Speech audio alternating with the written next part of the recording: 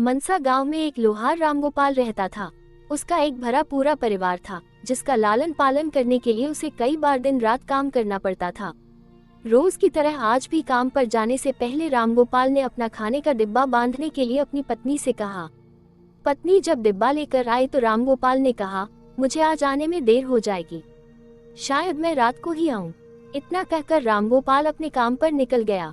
काम पर जाने का रास्ता एक जंगल से होकर गुजरता था। वहां जैसे ही रामगोपाल पहुंचा उसे कुछ आवाज सुनाई दी। जैसे ही रामगोपाल कुछ पास गया तो उसने देखा कि एक साधु भगवान का मंत्र जपने के साथ ही हंस रहा है। हैरान होकर रामगोपाल ने पूछा, आप ठीक हैं? उस साधु को रामगोपाल नहीं जानता था, लेकिन साधु ने एकदम से उसका नाम लेकर कहा, आओ रामगोपाल बेटा, मैं तुम्हारा ही इंतजार कर रहा था। मैं भूखा हूँ, मुझे अपने खाने के डिब्बे से कुछ खिला दो। बाबा से अपना नाम सुनकर रामगोपाल हैरान था, लेकिन उसने कोई सवाल नहीं किया और सीधा अपना खाने का डिब्बा निकालकर उन्हें दे दिया।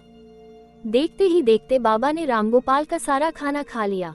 उसके बाद उस साधु ने कहा, बेटा मैं तो सारा खाना खा गया, अब तुम क्या खाओगे?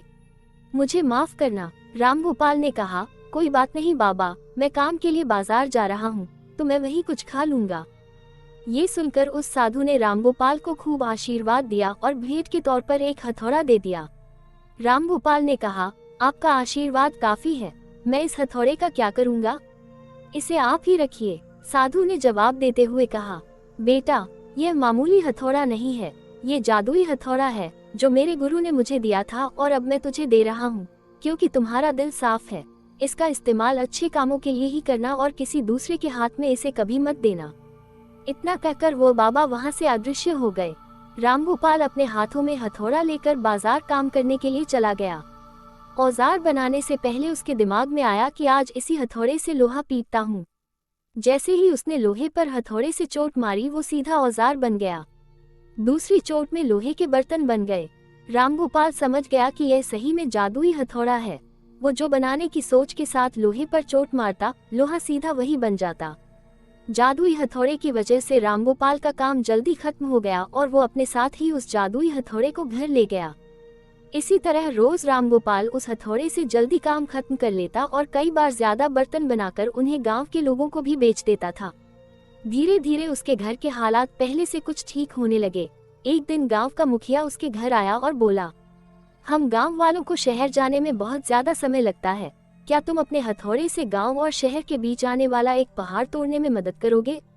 इससे बीच में एक सड़क बना लेंगे और गांव से शहर का सफर आसान और छोटा हो जाएगा। मुखिया की बात सुनकर रामगोपाल ने उस जादुई हथौड़े से उस पहाड़ को तोड़ दिया। मुखिया और गांव के लोग बहुत खुश हुए और उसे खूब शाबाशी दी। पहाड़ तोड़ने के बाद घर लौटते समय लोहार के मन में हुआ कि इस जादुई हथौड़े से मेरा काम जल्दी हो जाता है, लेकिन कुछ ज्यादा फायदा तो हो नहीं रहा है।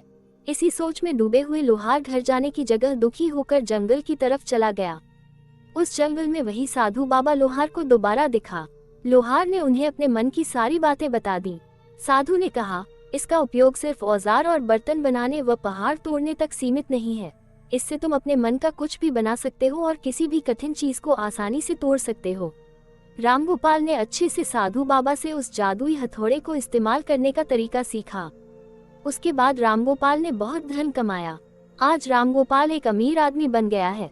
अभी भी वो जब भी जरूरत महसूस होती है उस जादुई हथौड़े का इस्तेमाल कर लेता है। कहानी से सीख, चाहे कोई वस्तु हो या दिमाग, इनका इस्तेमाल पूरी तरह से करना चाहिए। साथ ही अपने पास मौजूद सामान का मोल समझना जरूरी है। व्यर्थ हताश होने से काम नहीं बनता।